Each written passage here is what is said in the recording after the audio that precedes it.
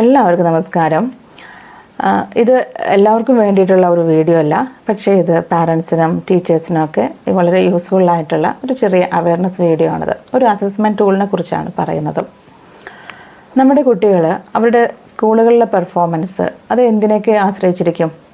അവരുടെ intelligence level, അവരുടെ ടീച്ചേഴ്സിനോടുള്ള attitude, ആ ഒരു സബ്ജക്റ്റിനോടുള്ള താല്പര്യം, അല്ലെങ്കിൽ വീട്ടിൽ പാരൻസിൽ നിന്നുള്ള ഒരു സപ്പോർട്ട്, ടീച്ചർ പഠിപ്പിക്കുന്ന രീതി, അങ്ങനെ പല കാര്യത്തെയും ആശ്രയിച്ചിരിക്കും അല്ലേ? അതുപോലെ തന്നെ കുട്ടികളിൽ ഏതെങ്കിലും തരത്തിലുള്ള ഒരു ഡിസേബിലിറ്റി ഉണ്ടെങ്കിൽ അതും ആ കുട്ടിയുടെ പെർഫോമൻസിനെ പല രീതിയിലും ബാധിക്കുന്ന ഒരു കാര്യമാണ് അല്ലേ? അപ്പോൾ ഈ ഒരു അസസ്മെൻറ്റ് ടൂള് പ്രശസ്ത് എന്നാണ് ഇതിൻ്റെ പേര്. ഈ പ്രശസ്ത് എന്ന അസസ്മെൻറ്റ് ടൂള് കുട്ടികളിൽ, സ്കൂളിൽ പോകുന്ന കുട്ടികളിൽ ഏതെങ്കിലും തരത്തിലുള്ള ഡിസബിലിറ്റി ഉണ്ടോ ഇല്ലയോ എന്ന് മനസ്സിലാക്കുന്നതിന് വേണ്ടിയിട്ടുള്ള ഒരു സ്ക്രീനിങ് ചെക്ക് ലിസ്റ്റാണ്. ആദ്യം തന്നെ പറയാം, ഇതൊരിക്കലും ഒരു ഡയഗ്നോസ്റ്റിക് ടൂളല്ല. ഇതുണ്ടെന്ന് കരുതിയിട്ട് ഈ കുട്ടി ഇങ്ങനെയാണെന്ന് പറയാൻ പറ്റില്ല. പക്ഷേ കൂടുതലായിട്ട് ഫർദർ അസസ്മെൻറ്റ് നമുക്ക് എടുക്കാൻ സാധിക്കും. കുട്ടിക്ക് കൂടുതൽ സപ്പോർട്ട് കൊടുക്കാനുള്ള കാര്യങ്ങളൊക്കെ നമുക്ക് ചെയ്യാൻ സാധിക്കുന്നതാണ്. അതാണ് പറഞ്ഞത് ഇതൊരു സ്ക്രീനിങ് ചെക്ക് ലിസ്റ്റ് മാത്രമാണ് എന്നുള്ളത്. പക്ഷേ എല്ലാ സ്കൂളുകളിലും ഇത്തരത്തിലുള്ള ഒരു സ്ക്രീനിങ് ചെക്ക് ലിസ്റ്റ് നടത്തേണ്ടതിൻ്റെ വളരെ ഇമ്പോർട്ടൻ്റ് ആയിട്ടുള്ള ഒരു കാര്യമാണ്. ഇതിൽ 21 ലിസ്റ്റുകൾ, 21 ഡിസബിലിറ്റി കണ്ടീഷൻസ് ആണ് പറയുന്നത്. അത് ഏതൊക്കെയാണെന്ന് പറയാം.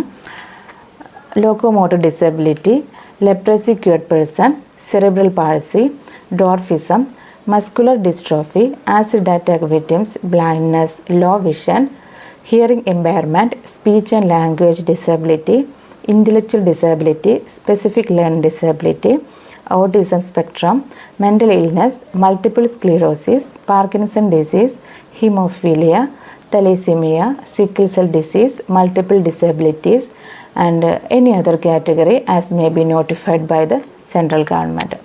ഇത്രയും ഡിസബിലിറ്റീസ്, 21 ഡിസബിലിറ്റി കണ്ടീഷൻസിനെ കുറിച്ചാണ് ഈ ഒരു പ്രശസ്ത എന്ന അസസ്മെൻറ്റിൽ പറയുന്നത്. ഇത് ഈ ഒരു അസസ്മെൻറ്റ് ഡെവലപ്പ് ചെയ്തിട്ടുള്ളത് നമ്മുടെ NCERTയുടെ കീഴിലുള്ള CIET എന്ന് പറയുന്ന ഒരു ഏജൻസിയാണ്. ഇതിൽ 2 പാർട്ടായിട്ടാണ് ഈ ഒരു അസസ്മെൻറ്റ് നടത്തേണ്ടത്. അല്ലെങ്കിൽ ഇതിൽ 2 പാർട്ടുകളുണ്ട്. അതിൽ ഫസ്റ്റ് പാർട്ട് കുട്ടിയുടെ ടീച്ചറായിരിക്കും നടത്തുന്നത്. അതിനവർക്ക് അതിൻ്റേതായിട്ടുള്ള ക്ലാസ്സുകൾ, അവയർനെസ് ക്ലാസ്സുകൾ ലഭിക്കും, ഗൈഡൻസ് ലഭിക്കും. ശേഷം നല്ല രീതിയിലുള്ള ഒരു 2 ആഴ്ച കാലം കുട്ടിയെ നല്ല രീതിയിൽ ഒബ്സർവ് ചെയ്ത ശേഷമാണ് ടീച്ചറാണ് ഇത് ഒബ്ജക്റ്റീവ് ടൈപ്പ് ക്വസ്റ്റ്യൻസ് ആയിരിക്കും. ഒരു 63 ക്വസ്റ്റ്യൻസ് ഉണ്ട് പാർട്ട് 1. അത് അവർ മാർക്ക് ചെയ്യുന്നത്. തുടർന്നാണ് സ്കൂളുകളിലുള്ള കൗൺസിലറോ സ്പെഷ്യൽ എഡ്യൂക്കേറ്ററോ പാർട്ട് 2 ചെയ്യുന്നത്. ഓരോ കുട്ടികളും ഇത്തരത്തിലുള്ള അസസ്മെൻറ്റ് നടത്തണം. എങ്കിൽ മാത്രമേ കുട്ടിയിൽ ഇത്തരത്തിലുള്ള ബുദ്ധിമുട്ടുകളുണ്ടോ ഇല്ലയോ എന്നുള്ളത് രീതിയിൽ നമുക്ക് കാര്യങ്ങൾ മനസ്സിലാക്കാൻ സാധിക്കുകയുള്ളൂ. ഇനി ഇത്തരത്തിലുള്ള ഒരു അസസ്മെൻറ്റ് നടത്തേണ്ട ആവശ്യകത എന്താണ്? നേരത്തെ തന്നെ നമുക്കിത് മനസ്സിലാക്കുകയാണെന്നുണ്ടെങ്കിൽ കുട്ടിയിൽ അതിനനുസരിച്ചുള്ള ഇൻ്റർവെൻഷൻസ് കൊടുക്കാനും കുട്ടിയിൽ വലിയ രീതിയിലുള്ള മാറ്റങ്ങൾ കൊണ്ടുവരാനും സാധിക്കും.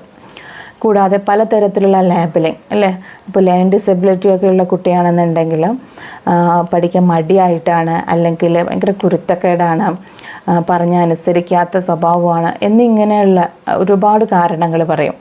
ഇപ്പോൾ എഴുതാൻ ഏതെങ്കിലും തരത്തിലുള്ള ബുദ്ധിമുട്ടുള്ള കുട്ടിയാണെന്നുണ്ടെങ്കിൽ ആ കുട്ടിയുടെ നോട്ട്സ് ഒന്നും കംപ്ലീറ്റ് ആയിരിക്കില്ല.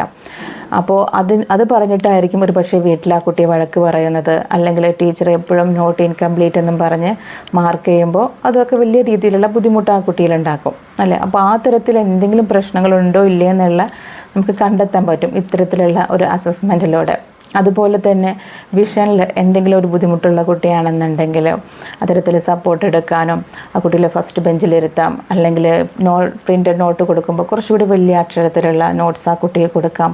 ഇങ്ങനെ ഇത്തരത്തിലുള്ള ഓരോ കുട്ടിയിലുള്ള ബുദ്ധിമുട്ടുകൾ എന്താണെന്ന് കണ്ടെത്താനും, അല്ലെങ്കിൽ കുട്ടിയിൽ ഒരു ബുദ്ധിമുട്ടും ഇത്തരത്തിൽ ഒരു ഡിസബിലിറ്റി ഇല്ല, കുട്ടിക്ക് മറ്റേതെങ്കിലും തരത്തിലുള്ള ഒരു ബിഹേവിയറൽ ഇഷ്യൂ കാരണമാണ് കുട്ടി ഇത്തരത്തിലുള്ള പ്രശ്നങ്ങൾ കാണിക്കുന്നത്, അല്ലെങ്കിൽ ഇത്തരത്തിലുള്ള ഡിസബിലിറ്റി ഒന്നും കുട്ടിക്കില്ല, മറ്റെന്തോ പ്രശ്നം കുട്ടിക്ക് ഉണ്ടെന്ന് മനസ്സിലാക്കാനോ, അല്ലെങ്കിൽ കുട്ടി യാതൊരു കുഴപ്പമില്ല എന്ന് മനസ്സിലാക്കാനൊക്കെ ഇത്തരത്തിലുള്ള അസസ്മെൻറ്റ് ടൂളുകൾ സഹായിക്കുന്നതാണ്.